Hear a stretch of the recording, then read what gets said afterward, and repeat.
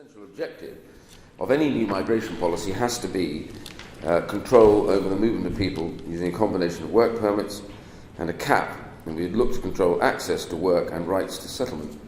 Free movement for EU citizens for other purposes such as tourism, short-term business visits, it's possible to preserve those, but access to UK benefits therefore should be curtailed. The latest announcement from the government concerning the way they intend to control migration I think is welcome. And I think it's important that we recognise that they have made some strides towards completing this, although there are some things I'll come back to which I think need further attention. So we need to get this in context, and I sometimes think that we sit here in metropolitan land, and here it's often seen only as a case of people who occupy the coffee shops and give them people very cheap nannies and things. The truth is, it's had a dramatic effect, the uncontrolled migration over the last few years. And I'll just give you some stats here, which I think are quite important. So it's been clear for some time that the scale of migration to the UK has been unprecedented, and I mean historically unprecedented. You cannot tell me that there was a time when we brought as many people in to the UK, even if you take into consideration population sizes at any particular time in our history. And so the result is, in that short space of time, we've had 1 million people every 3 years net come in as direct and indirect migration now makes up something like 80% of our population increase. And the vast majority of low-skilled and no-skilled workers has been the majority of this population growth. It's had a dramatic effect on public services as well. And I just want to read out some of those salient stats that people don't really see as the critical element. So if you just look at the effects on some of this, let's look at the housing crisis that we have right now. And it's quite interesting. We have to build one home every 6 minutes just to cope with the current levels of migration to England. And that was ONS Household Predictions. 69% of the public say there is a housing crisis, and well over half of those say that migration has contributed massively to that. So we have a housing crisis. We need to build more homes. But having the scale of migration to this country has actually meant that we are now playing catch-up just to keep level with the numbers that have come in.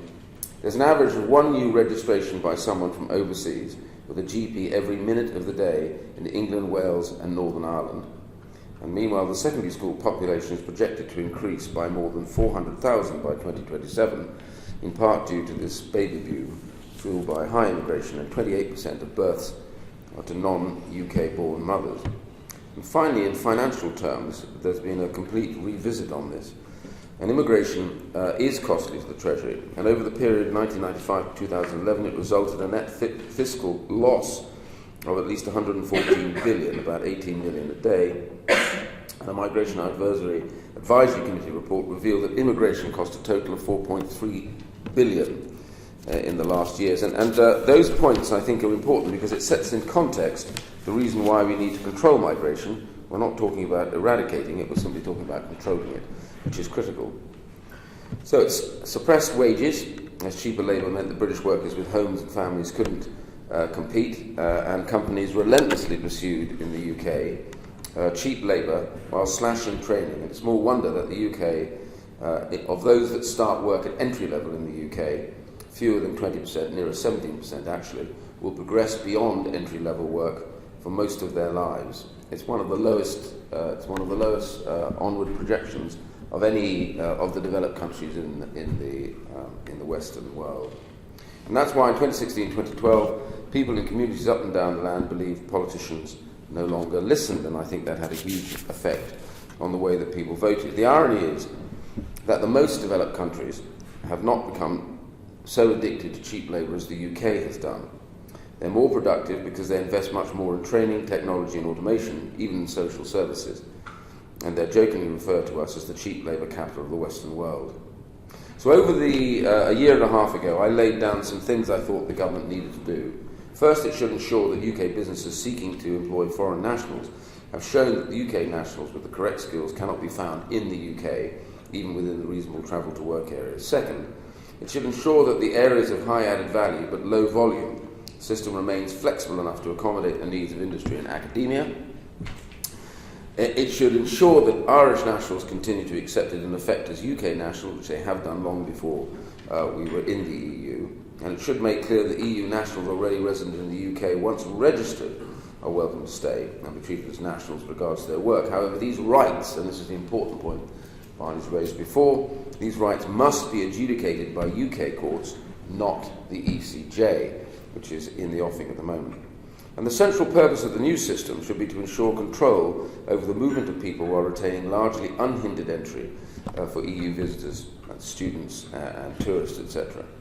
And the automatic right to welfare payments, I ended with, should be ended, and the period of Northern Ireland contributions should be required before, national insurance contributions, should be required before such access is granted. And the government has moved on this one, which is welcome. So the good news is that most of those will be met by the new immigration proposals. However, there are some concerns, and I want to highlight these later. So those who say that immigration policy like this will damage the UK are wrong. This migration policy values the most enterprising and skilled, having made the greatest contribution to the UK. The UK will still attract, I believe, the brightest and the best as a global leader, but also retaining flexibility whilst bringing migration under control. It answers the potential need to meet short-term labour shortages, such as the seasonal workers schemes, of which, to copy, the New Zealand scheme is easily the best. And yet government will also need to be clear to businesses that this flexibility is not to let them off, and business has to step up and show that they are now training more British people. And furthermore, flexibility should be able to cut both ways, and if necessary, the government should reserve the right to tighten if numbers rise. So in light of this, I want to make a few critical points and observations of the policy that exists right now. Having been involved in the DWP, I have concerns that there is now going to be no need to advertise jobs in the UK. Even under New Labour, they retained that safeguard. And furthermore, the prospect of cheaper labour by the new entrant route, those aged 18 to 25, on arrival with a salary, and this is the important point, with a salary requirement of just under 18,000, which is roughly, give or take, the minimum wage. There is a possibility they will remain here on such earnings for 5 years, well into their 30s, rather than the current 3 years as proposed. Secondly, I'm concerned that the proposals might give the opportunity to gain a competitive advantage and a much expanded range of jobs at lower qualification thresholds with no cap on numbers, and I think the government does need to look at this if they see that trend moving up. Furthermore, I think that the government will need to recognise there could be a significant increase in applications, because the door is slightly open on that, and I know the government wants to review that. But I don't think I'm alone, because Migration Watch, whose statistics are unimpeachable, have requested a couple of adjustments which I agree with to the legislation. They think the postponement of the new entrant scheme, and that's the cut in general threshold from 30,000 to 25,000, will already be substantial. So giving employers the opportunity to sidestep even this to bring in people at 18,000 if they're under 25 needs to be looked at. Second, the Home Secretary should make absolutely sure that the cap on numbers now suspended could and should be reintroduced if necessary, and she needs to give herself, I think, the flexibility to do that. The timing and public profile of such a precaution, of course, is a matter for political judgment, but she does need to hold that possibility. And third, there have been some submissions reporting the use of a regional immigration policy, which I have some concerns about. So a regional immigration policy requires substantial restructuring of the immigration system, which would place huge extra pressure on the Home Office at a time of Brexit, and the Home Office will have to check the documents of over 3 million EU migrants. It would also leave us all in the hands of devolved administrations and local authorities who have had no experience of migration, and it would add huge burden to employers, particularly those who work and trade over different parts of the UK. Now, I say this simply because the Scots are asking the government to review that position and to look at it, and my concerns are that we have to be very, very careful if we head off down that route, because it becomes a back door at the end of the day, and it will create chaos. And although they say that other countries have done this, we have a very different population density to those countries. They quote Australia, but Australia has 3 people per square kilometre. Canada, 4 people per square kilometre. England alone has 422 people per square kilometre. You can see that the the corresponding sense of other countries doing this is not a correct comparison, because we have a very different setup and we have a more crowded countryside. So I do believe that, notwithstanding these concerns, the government is on the right track as a desire to turn our economy from a cheap labour one to a high productivity, high skills one. And that's what people voted for and what we must deliver. And of course, I'm fascinated by Labour, who immediately we got into this started calling this a racist process, and actually said, I think Diane Abbott, I think when you can understand what she says, actually said that this was a dog whistle proposal and it was a dog whistle policy. And I thought it was fascinating. They've learned nothing. To call it dog whistle is to insult all of those British people who have concerns and have struggled because they've been competing against those who have none of their cost base, but therefore are able to lower their value down, and with little or no onward training have found themselves trapped for a number of years in low pay without any progression. But never mind, with a bit of luck they won't be in power for a considerable amount of time. So they are seen now as arrogant and out of touch, but for the UK to deliver this, control of migration is critical, not to listen to those who say that we should still have an open doors policy, but those elements that I've talked about now that need some checks, I think, need to be considered. But other than that, I think the government is on the right track.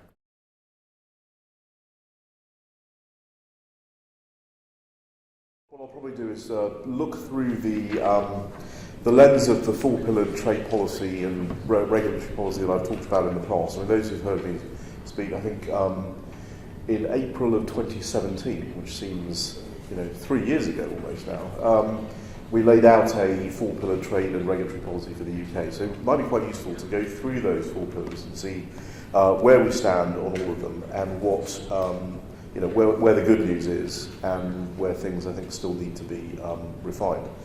So in terms of of those four pillars, the first pillar was unilateral. What can we do unilaterally? Well, the good news is that there is a domestic regulatory review process going on in Treasury right now. That is intended to look at all UK regulation from the perspective of business cost, business burden on business, but also on, and I would suggest to strengthen the aspect of it that looks at trade effect and also competition effect on the market. And that's not a new thing. That is something the OECD has been talking about for some time. It's something that in the OECD competition assessment is built in. The UK and even the EU have signed up to the OECD competition assessment. So it would be normal to look at particularly the acquis, the body of law which we're porting over, with a view to its effect on competition and its effect on trade. In terms of tariffs and the unilateral tariff schedule, so our global tariff, there's obviously a consultation which closed, in fact, yesterday on the global tariff of the UK. This would be the UK's schedule. And I think what we're going to see there is, broadly speaking, for those products that we don't produce or are not competitive and substitutable with products that we do produce, significantly lowering the applied rate of that tariff. I would suggest for a lot of other areas, in order to position ourselves well, not only with the EU negotiation, but with other negotiations, I would suggest doing that for a limited period of time, so that our negotiating partners would know that if they want to lock in that lower applied rate and not face the bound higher rate, which would be the common external tariff of the EU, they would need to lock those in through negotiations with us. And that will put some impetus on them to do so. Then you have the bilateral agenda, which I think we are in a pretty good place now. One of the things we talked about in previous documents was the need for parallel negotiations. That is happening. US negotiating objectives were launched on Monday. They are, broadly speaking, for the most part, where I think they need to be. Greg Hands talked about the US deal, the Japan deal, the Australia deal, the New Zealand deal. He also talked about in terms of plurilateral agreements, the CPTPP, which is not the only reason that we're prioritising the Japan deal, I think, over CPTPP right now is the need to make sure that the Australians and the New Zealanders and the Japanese understand that this is going to be what's called a single pocket negotiation. We're not going to negotiate twice with them.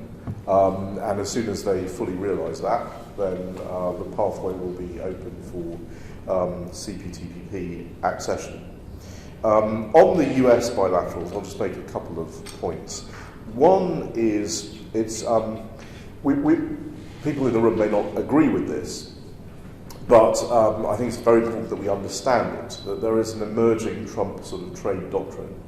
And it's quite important we understand what they're doing, and I don't think this is well understood. It's a much more nuanced picture than the media generally makes of this. But what Trump is essentially doing is he's saying, and again, you may not agree with this assessment, but he's saying it anyway, if there is a trade deficit, if the US has a trade deficit with a country, it is because there are structural problems in that country's economy. We saw this with Japan, we obviously see it in spades with China, but we also see it with Europe, and that's why he's focused very much on Germany, because there are major structural issues in the German economy for reasons that other speakers have talked about.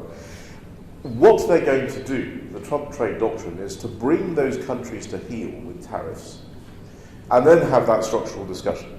Have that structural discussion when the US actually has some power to have it. Now, it's important that we understand that's what's going on, because in that context, the UK-US deal is very different from that. We have, oddly, surpluses with each other, somehow, which basically means that they don't regard the UK in the same way that they regard Europe, or Japan, or China, or any of these other countries, or India, other countries that they're negotiating with. This has an opportunity to be a global template, and the US very much regards this as a potential global template. They want to solve a lot of global problems through this UK-US agreement. This is incredibly important, and not just because of the US relationship that we have, but because they will want to deal with things like third country distortions, state-owned enterprises. All of these things are going to be on the US negotiating agenda. I'd also say, because of that, there are some early harvest things that we can get with the US. The US, there will be a lot of retaliatory tariffs from the US side. The EU is moving in a direction on the SPS area that will trigger more disputes. There's residue regulation, there's all kinds of things coming down the pike. There will be more disputes, there will be more tariffs that are retaliatory on the US side. We have an opportunity to escape those retaliatory tariffs as we negotiate US agreements, and that will be, and there will be some early harvest benefits. So our Scotch whisky industry does not get hammered every time there's a collision with the EU. And that is good. That is a way, that's something that can be packaged as a fairly quick benefit of the UK's independent trade policy. With respect to the food hygiene questions that people raised before, well, first of all, I mean, obviously, I think people in this room know America doesn't fluorinate chicken, number one. I think it's about 5% of their production. As George Eustace pointed out, and I think that was a very significant intervention from the Environment and Agriculture Secretary of State, they use peracetic acid, they use other things that have been approved by the European Food Safety Agency years and years ago. And so this is somewhat fictional, as Alexander Downer of the former Australian High Commission noted in a recent meeting, a sort of childish obsession with, not my words, his words, childish obsession with chlorinated chicken and some of these food issues. But I would also say that from a US perspective, actually, and Boris said this in the Greenwich speech very clearly, he talked about food hygiene, he did that very deliberately. He talked about food hygiene, he talked about sound science and not mumbo-jumbo, I think the phrase he used. Because we are going to have an SPS regime that complies with the WTO, that is legal. That alone would be a step up from where we are right now. Because right now, our SPS regime under European SPS laws is in violation of the WTO for GM, for beef hormones. The poultry case will come back. And so there are many areas where we're in violation of the WTO. And our SPS regime will have to be different anyway, because many of the provisions in SPS rules are tied to your domestic production. So obviously, the moment we've left the EU, we don't have domestic production in a lot of these areas to which their SPS rules apply. So the moment we leave, we are in automatic violation of a lot of WTO laws. So we will have to change our SPS regime in any event. And that, I think, opens up a pathway for the US deal. And multilaterally, I mean, we've seen Liz Truss has now made interventions in the WTO. Julian Braithwaite has made interventions in the areas of services, in domestic regulation, and even in the fish subsidies negotiations that are going on with the WTO. And that is quite an important development because previously the duty of sincere cooperation was used as the reason why the UK could not speak in the WTO. In fact, Conor Burns, I think, recently met with Azevedo. Azevedo, WTO Director General, said, "We understand the EU speaks for you during the transition period," to which our Trade Minister was able to correct him on that false understanding. The EU does not want us to speak in any of these things in the transition period. And fish subsidies is important because we're on the other side of the table from the EU on fish subsidies. Broadly speaking, on some of these other areas, we're on the same side of the table, so it's not really a big threat to the duty of sincere cooperation. But talking on fish subsidies is a difference from the European position. The French and the Spanish have increased the level of fish subsidies. They've even done a sort of the worst possible beggar thy neighbour approach, which is to say, we will subsidise you if you fish in someone else's waters. You will not get the subsidy unless you fish in someone else's waters, almost like an export subsidy. So the EU is very much on the other side of that discussion. And then in terms of the bilateral agreement with the EU, we've got a couple of papers for you on level playing field and on the regulatory issues. We also, with Barney and with Greg Hands and David Davis, released a year ago, in February of 2019, a draft UK-EU free trade agreement. And actually, if you look at the government's negotiating objectives for the EU agreement, it's very consistent with that draft EU-UK FTA. So what about level playing field? Level playing field basically covers four things. The first thing is state aid. We've heard about that today. The UK's negotiating objectives clearly state that we will have our own anti-subsidy regime. I would agree with what James said about what that should look like. It should be much more focused on competition effect, which is what the problem is. And if we write our own anti-subsidy regime, that is built on ensuring that we don't do things that damage the market in terms of competition and don't create trade distortions. That is perfectly legitimate, and that is exactly where the global trading system is going in terms of WTO and OECD work in this area. That, I think, can be dealt with. The EU will have to move from their position, which is we don't think you satisfy those level playing field provisions unless you are under our legal order through the European state aid rules. But we have some opportunities here. They've actually opened a big door for us with the focus on level playing field, where they are very much on the defensive in a whole range of areas where I think we should aggressively push them. One is the state aid regime itself, as James mentioned, is not a particularly good regime with respect to competition distortions. It started out quite well, that was the goal.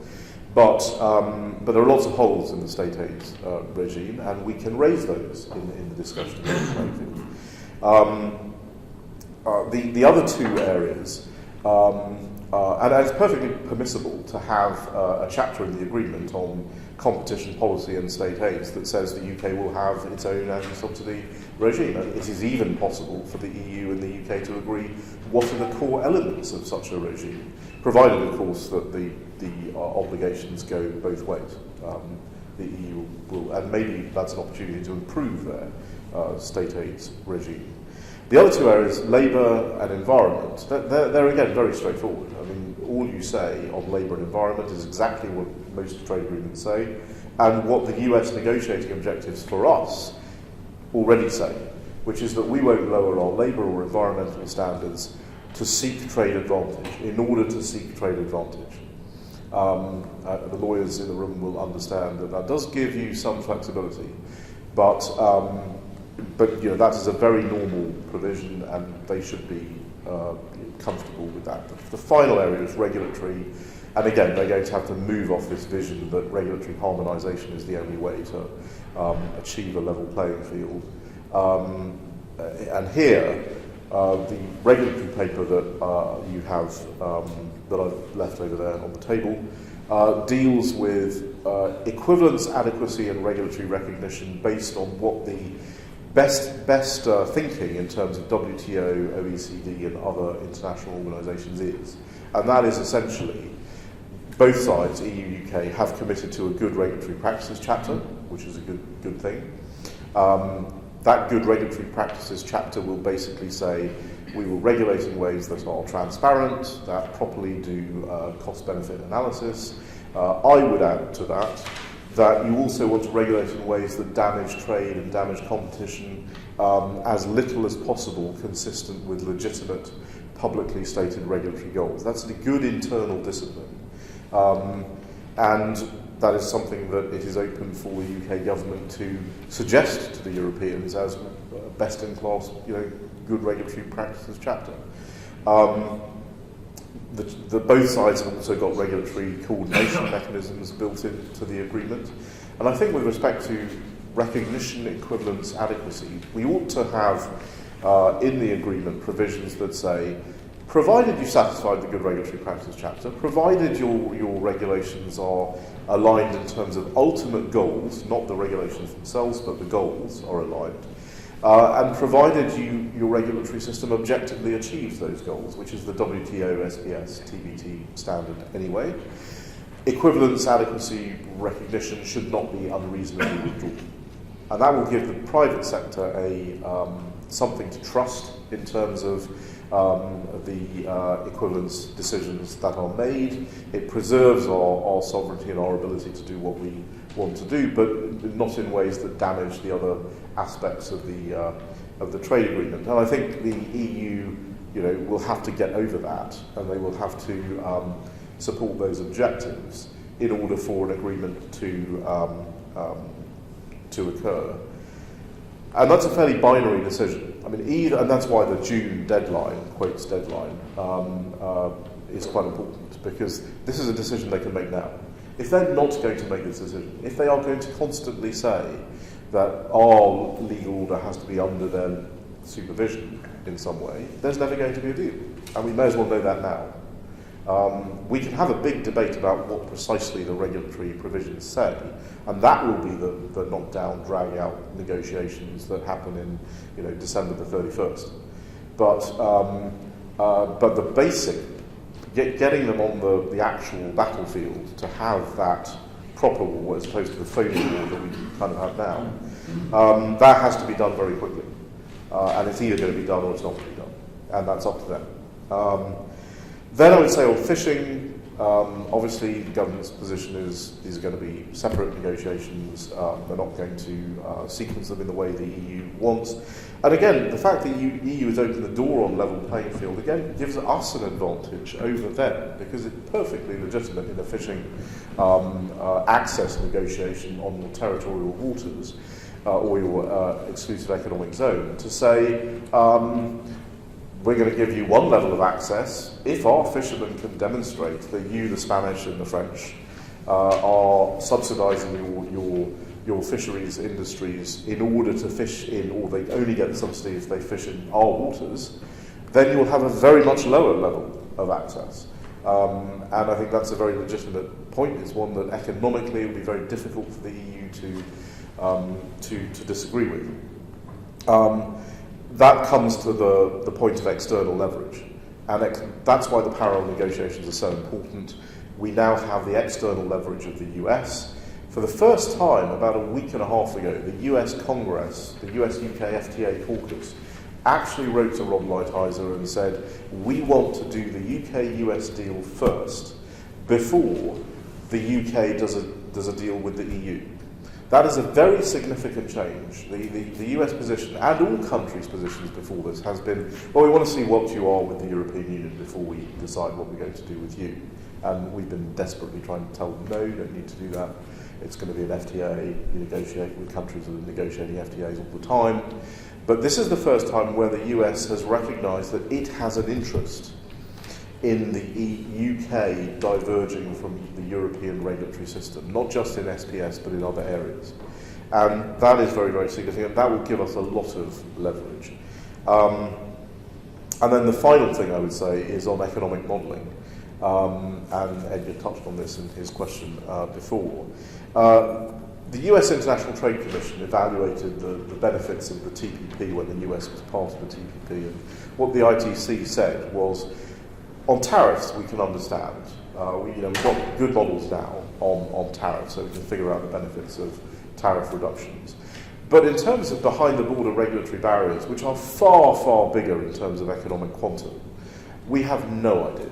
We really don't have good mechanisms to determine the benefits that can come from a reduction of distortions inside the market and regulatory barriers behind the market. And Treasury departments constantly underestimate the benefits of trade agreements that deal with those areas.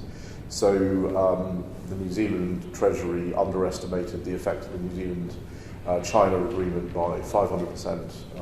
The agreement achieved what it was supposed to achieve in 5 years, it achieved in 5 months. This is just what happens. I think there's a view that trade negotiations are done by people who sit around with laptop computers figuring out economic models. They don't. That is just not how it is done. You look for opportunities. Now, the benefits of the independent trade regulatory policy of the UK are very, very significant. And part of the benefit of the US agreement is the creation of a transatlantic financial services area and a transatlantic defence area and so forth. That's where the big benefits of the global supply chain will manifest themselves. So broadly speaking, I think we are in a very good place. There are some issues that need to be worked through, but we certainly are in a far better place than we were just a few months ago.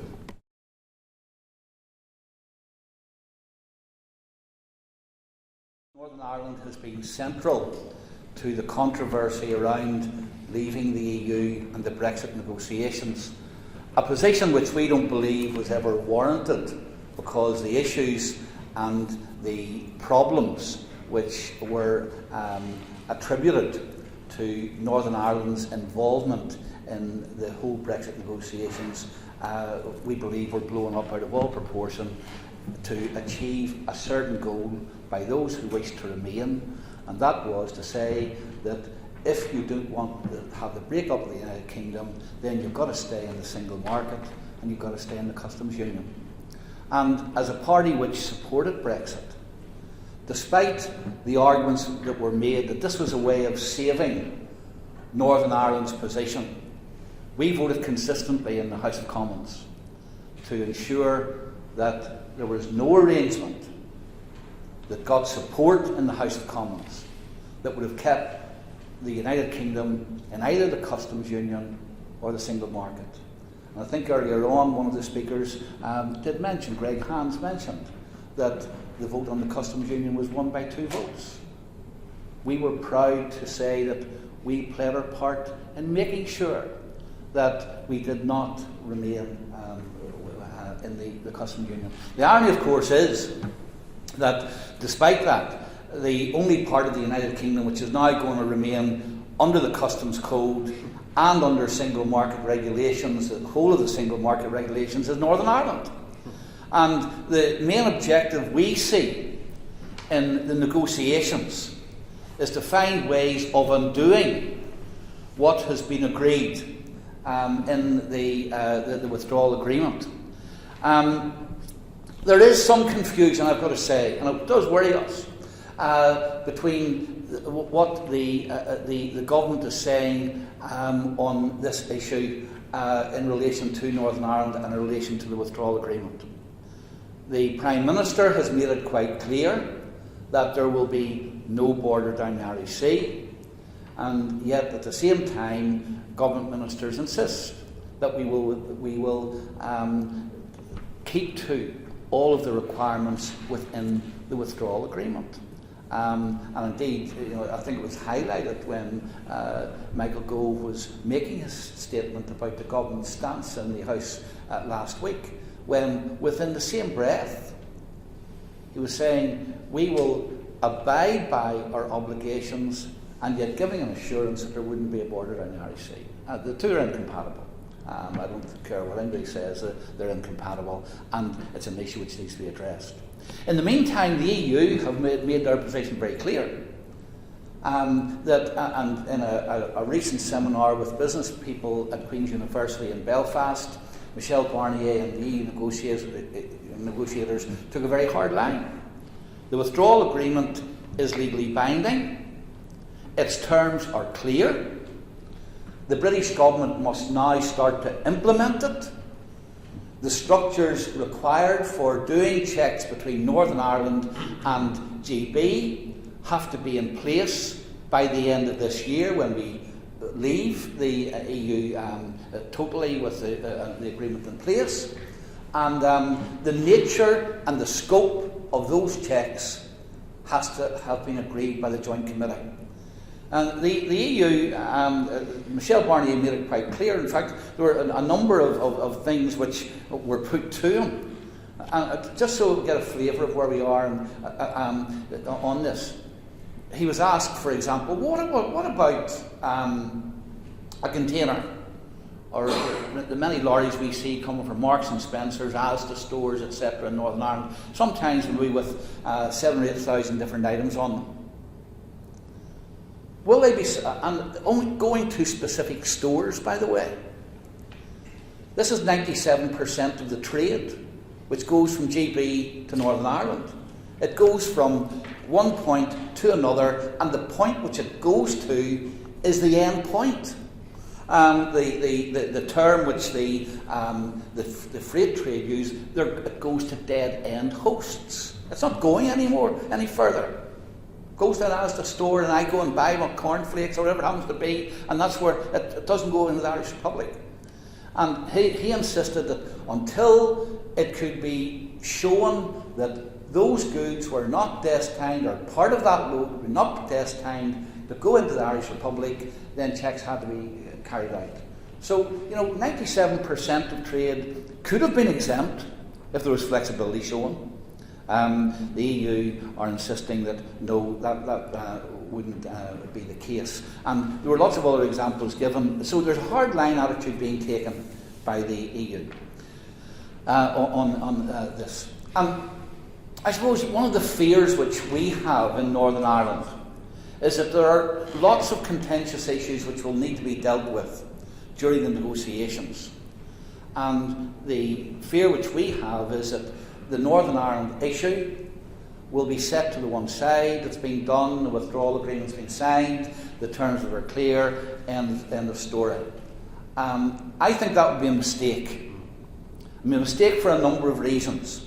And I'm not going to get into the issues of the union and the impact which it's likely to have and the knock-on effects in Scotland and the way in which it would be used by the Scottish Nationalist Party, who try to find grievances even when there are no grievances, become victims when they're not victims, and are being discriminated against when they're not being discriminated against. But it will be used in that way. But there are many important reasons, and some of them we highlighted here today already, why the issue of the withdrawal agreement cannot be ignored, and the terms of the withdrawal agreement in relation to Northern Ireland cannot be ignored. Barney highlighted it in his contribution, James in his contribution, because there are significant parts of the Northern Ireland Protocol which affect the whole of the United Kingdom.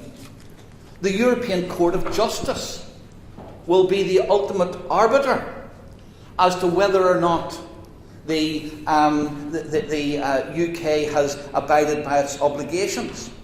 Article 12 or 13.6 makes it quite clear that the authorities of the United Kingdom shall not act as the leading authority for risk assessments, examinations, approvals, authorisations, procedures provided for in Union law made applicable in this protocol.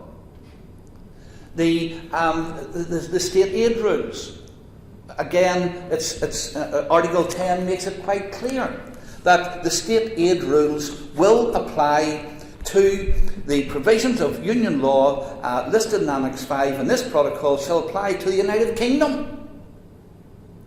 Because there may well be decisions made to support industries or firms in GB who sell goods in Northern Ireland, which may then stop, as we have heard, which may well then stop firms from the Republic being able to compete with those goods in Northern Ireland, or may well then go over into the Irish Republic.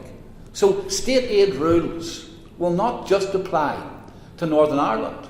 They will apply to the whole of the United Kingdom. And if there's, leaving aside whether people have sympathy for Northern Ireland or not, if we're really going to achieve what Bill Cash said, that we have sovereignty over decisions made in the United Kingdom by the United Kingdom government, then this must be addressed. And that's why I believe that it is important that the withdrawal agreement be reopened. Secondly, I think that we've got to ensure that in the meantime, what the EU wish to achieve in getting the withdrawal agreement cemented, and that's what Barney was really at when he was speaking in Belfast. Get the structures in place, get the parameters and the nature of any checks agreed, get it all done before the end of this year. That, once, I mean, it's been mentioned by some other speakers this morning, once that's in place, it will not matter what's agreed in the future trade arrangement. The EU will be able to argue, we have now established the nature, the scope, the structures of checks in a border between Northern Ireland and GB. In other words, the frontier of the EU will now be down the Irish Sea. We've established that, and it doesn't matter what the future trade arrangements state. And that would be totally contrary, by the way, to Article 13, paragraph 8 of the agreement, which makes it clear that any subsequent agreement between the Union and the United Kingdom shall indicate the parts of this protocol which it supersedes. Now, if that is the case, then it is important that the government, in the interim period between now and the end of December, does not allow this protocol to be cemented into place.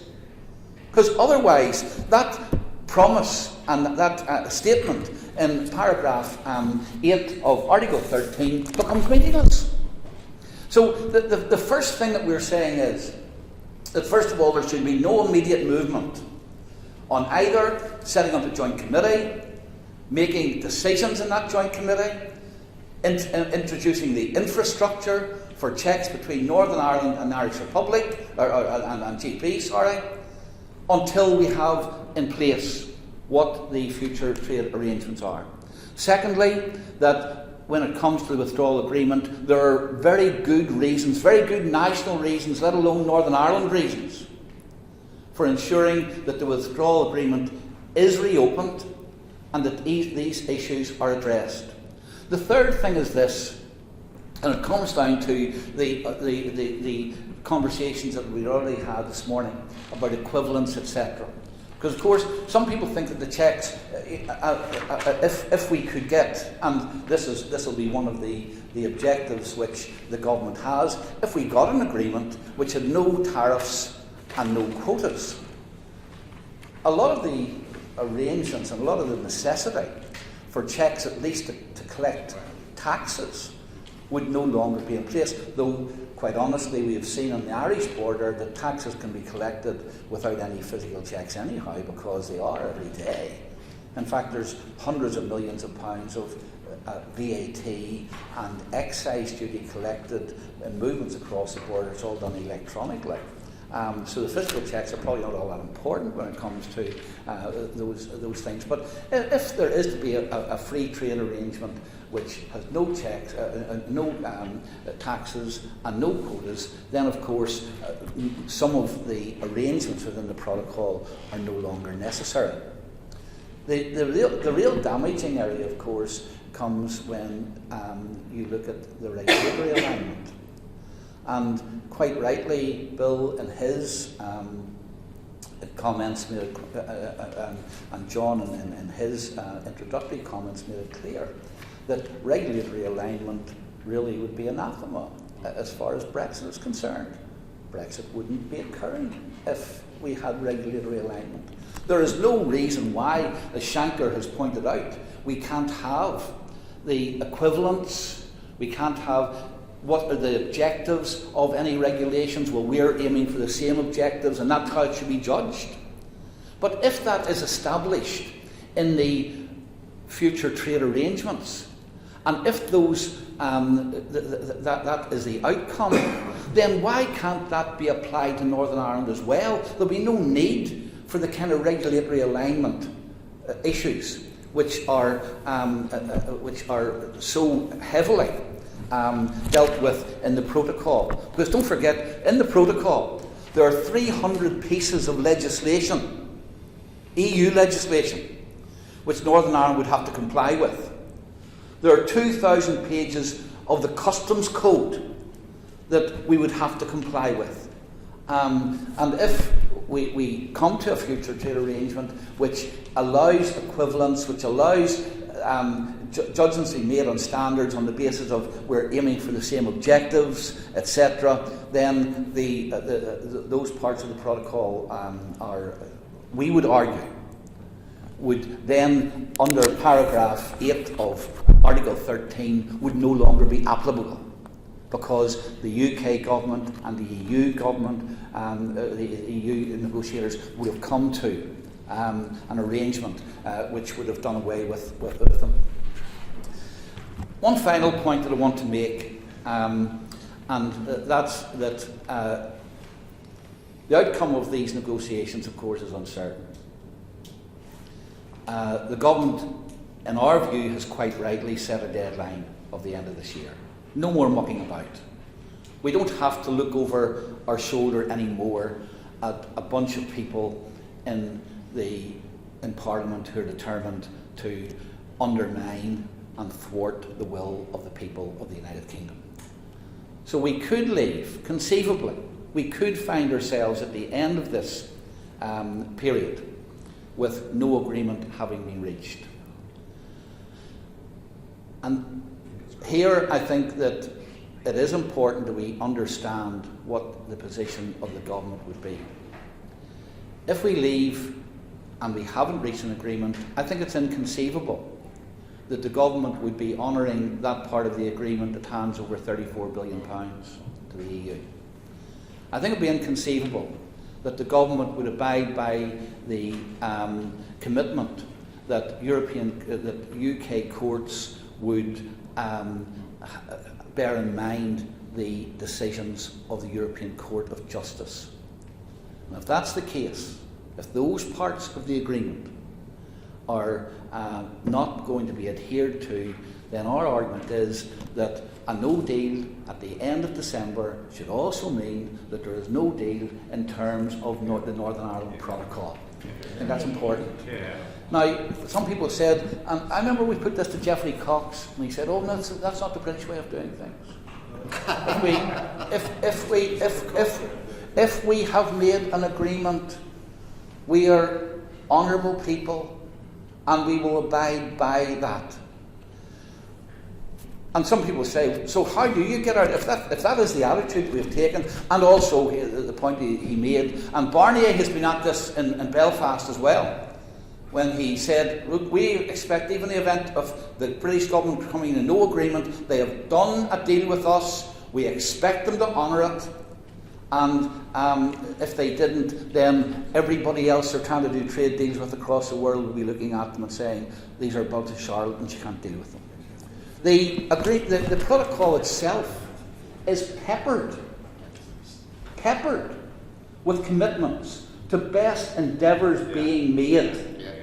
If best endeavours have not been made to honour the very first sentence and the very first article of the Northern Ireland Protocol, which states that the agreement is without prejudice to provide